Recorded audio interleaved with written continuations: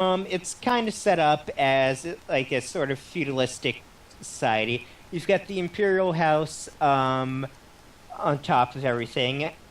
Um, they are notably, aside from the marches, the only ones allowed to actually have troops. Because there was a rebellion like a couple hundred years ago. The only time about the War of Spider. This is actually after that. Oh, But after two separate noble related uprisings, basically Dawn decided enough was enough and limited each great house to 50 personal men at arms. Um, Now, if you're a March house like the Trigger house, you can have a lot more because you have to guard the border. There are also ways around that law, like mercenaries don't count and other stuff like that. But for the most part, the houses are more political and economic powers than military. The Imperial House also has a sort of professional adventuring secret police group called the Seekers, whose job is basically to go around and spy on everyone and make sure they're not doing shit like summoning demons or betraying the Empire to work with the orcs or something like that.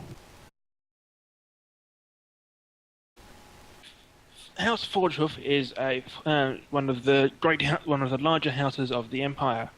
They specialize in industry and, in particular, clockworks and the creation of golems, as well as siege weapons and other such large-scale destructive devices.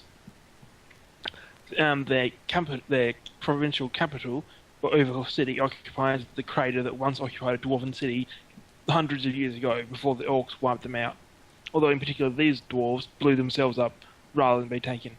Because, dwarves can be like that. Currently led by Duke Wrought Iron, the House Forgewood has previously been entirely matriarchal, quite frequently, in slight defiance of the various rules preventing them from just ignoring male members of the house, because they were dicks like that. They've got close ties with a number of the Skywalker kobolds, mostly those interested in the same sort of mechanization they are. And House Forger was previously the leader in the industry in the Empire. Stranglehold that was broken thanks to House Wire's innovation with the airship and essentially controlling that market. Duke Wroughtiron in particular has set his sight on bringing that back down, bringing House Wire down from that position by producing ever more fabulous weapons of destruction, because that's just his thing. It gets him off. There, they get around the slight fact that they not only allowed about 50 household troops by having an extremely large force of work golems and the like that are definitely just there to build things. That's all they're there for. I mean, obviously they have self-defense thing programming, but that's just self-defense. They would never be used to defend or attack bandits or do anything of the sort. Absolutely not. That would be ridiculous ridiculous. that anyone would apply such. Yeah, obviously. They'd never do that. They're a loyal House of the Empire. Yeah, a loyal house of the Empire that's about one secret investigation away from having the Empress come over and ask some very pointed questions about all those pre-landing artifacts you've got hidden away. Well, they'd have to find them first, and considering they have sole access to the tunnels beneath their city, I mean, if they've kept them hidden for 700 years, I'm sure they've worked out a good way to do it. But yes, they also have this little habit of collecting pre-fall, as in all the sort of sci-fi technology that was left behind when the White Mare crashed on Eden, and storing it away, researching it when the law forbids anyone but the royal house from doing so. They feel it's a bit selfish of the Empress's line to do so. After all, aren't such innovations the legacy of all ponies?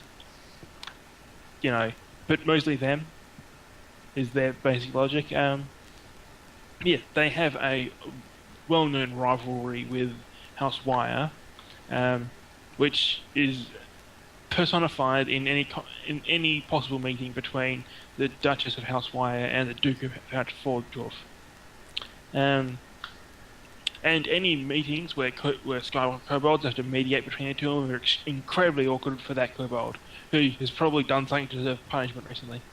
Because, you know, who wants to be between two ponies who are glaring death at each other?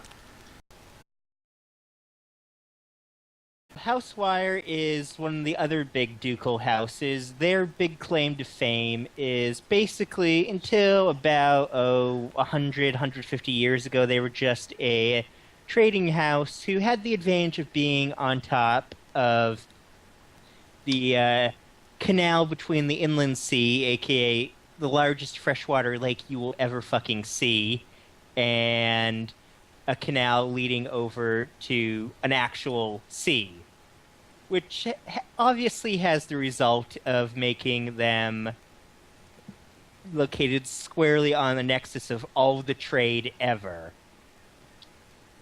So, as you can imagine, they tended to be extremely wealthy.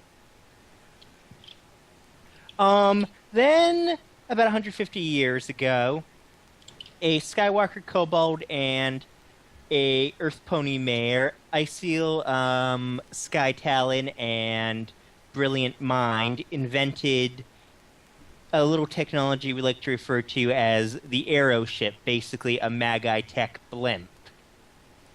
And this kind of revolutionized a lot of stuff, because now you didn't have to just walk to a place or get a wizard to cast a fly spell on you. You could fly there with no wizardry involved, well, besides the Aeroship. And this kind of had the result of them going, hey, if our tinkers can come up with this, I wonder what else they can come up with. And, well, House Forgehoof was busy kind of just, fucking around. They went and started branching off into a whole bunch of other shit. And that pretty much led to the whole feud the two have, which tends to piss everyone else off, especially the Imperial family, because instead of, devoting their time to working together and advancing technology and shit, the two end up spending a good 90% of their time trying to fuck over the other. Often personified, I imagine, in any sort of event or political thing that they could possibly get their hooves in, having Wrought Iron and Duchess Windy basically glaring at each other and taking opposing sides, regardless of actual facts or which would be more beneficial. It's just to spite the other. House Brittlewood is the Imperial house. It's located at the capital. It's got a really snazzy castle there, called the Citadel, which dates back to the earliest establishment of permanent population centers by the Pony refugees. It is Oak ruins, remember? Well, yeah, they're built. Oak Ridge is basically built on top of the former Orc capital, which was itself built on top of a dwarf city. So you've got the nice, beautiful city on top, and then you've got about 1.5 miles of various catacombs below. And there's nothing to go wrong there. Yeah, some shit goes even deeper than that. So there's actually a pretty decent trade for adventurers just looking to, make a decent living, just going down to the catacombs and either retrieving stuff or killing big scary monsters or shit like that. I've never really done anything with that in any of the games, but it does exist. Anyways, so the Imperial House, in addition to having this pretty snazzy, sentient, magical battle axe, which is like one of their Imperial regalia bits, they've also got the ability to actually, because they're the top dogs, all the legions technically are their house troops, even if they're not really house troops, but that's what the legal fiction is. They've also got the Imperial Bodyguard, the Phoenix Guard, which is kind of top of the line bodyguard force. It's legion sized, and no expense was spared in outfitting it and training it, basically. You've also got the Seekers, the Imperial Intelligence Gathering Organization, and they've got a whole bunch of like little country estates and castles everywhere. The royal line itself is generally pretty decent, though they have a few off branches which are pretty big dicks, but they've never come up in any of the games yet. Operative word being yet. Dun dun dun.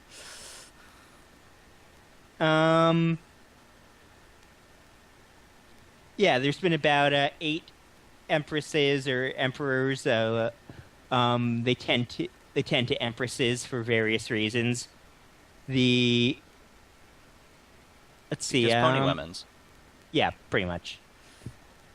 I don't think I'll actually go too much into any of the current ones, just because that gives me a bit of freedom to plot twist the players who have already played in this setting, as I love to do.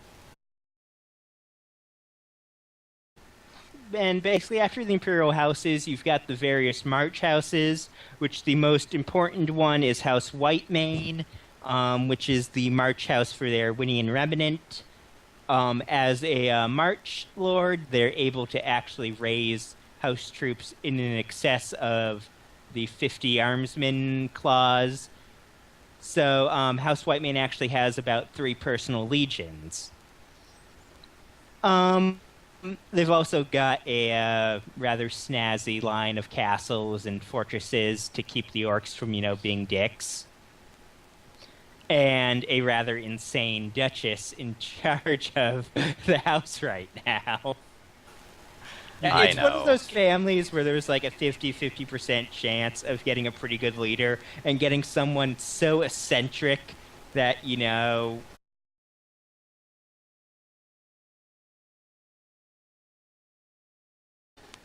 House Caldera is an old elvish fortress, or at least it's built on an old elvish fortress on an island in the middle of the Great Inland Sea. The fortress was designed as a forge, small forge island built into a volcano. Because elves are fucking hardcore, that's because why. elves are hardcore and ridiculous. So anyway, it's still used. The island is still used as the forge capital, but it's more used for finer metals nowadays and advanced glassworks. It's also their prime export is glass steel, so that's kind of where they get their name for. But it's also it's a small paradise island, basically. It's Hawaii, pony Hawaii. So there's lots of resorts and vacation destination places. So yeah, that's this. Currently, the Duchess Blazing Hearth and her husband Blown Glass and their, I think I decided 14 or so children. Jesus, they've been getting busy. Yeah, well, several hundred years worth of ponies being old, because that's about what we decided that ponies live for, is like, what, 200 to 300? Something like that. Yeah, 200 to 300, though, ponies that are exceptionally magically strong can live up to like 700 or so. Yeah. And alicorns obviously just say fuck that to the whole age category system. Basically functionally immortal. Yeah. But of House Caldera's family, Arya is the youngest. So that's where they tie in. So, yes, we have the character tie-in now. Huzzah. Yay.